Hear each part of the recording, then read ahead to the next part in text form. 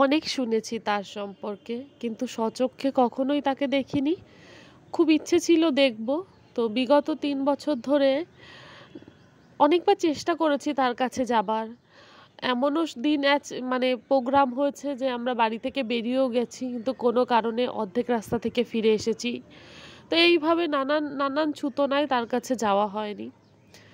আর শুধু ভাবতাম, ৩ বছর ধরেই ভাবছি যে যদি একবার যেতে পারতাম তাহলে খুব ভালো হতো, মনটাকে একটু শান্তি পেতাম। তো এই ভাবতে ভাবতেই ৩টে বছর কেটে গেছে।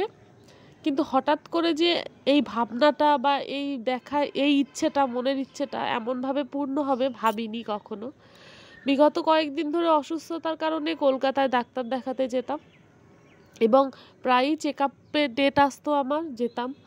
তো আজকে হঠাৎ করে কেন জানি না আমরা একটু তাড়াতাড়ি বাড়িতে পৌঁছানোর জন্য নৈহাটি লোকালে উঠে পড়েছিলাম।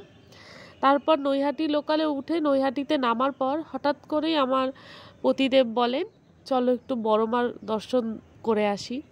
তো কথাটা শোনার পর এতটাই ভালো লেগেছে, মানে ভাবিনি যে আজকেই যাব। ভেবেছিলাম যাব একদিন এবং অনেকবার চেষ্টাও করেছিলাম। বলে না, মায়ের ডাক যতক্ষণ না আসবে তার সন্তানরা কি আর তার কাছে পৌঁছাতে পারবে। তো আজকে এমনভাবেই মায়ের ডাক এসে গেছে যে আর না করিনি, এক কথায় ছুটতে চলে গেছি তার কাছে।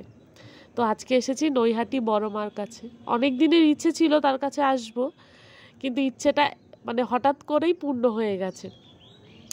ওই যে বলে মা ডেকেছে, আসতে তো হবেই। যাই হোক, আজকে এসেছি, অনেকটা সময় ছিল আর একদমই মন্দির ফাঁকা ছিল। আজকে শিবরাত্রি, তবুও মন্দির আজকে একদমই ফাঁকা। খুব ভালো করে তার কাছ থেকে ঘুরে আসলাম। আর আজকের ক্রাউডটাও অনেক কম।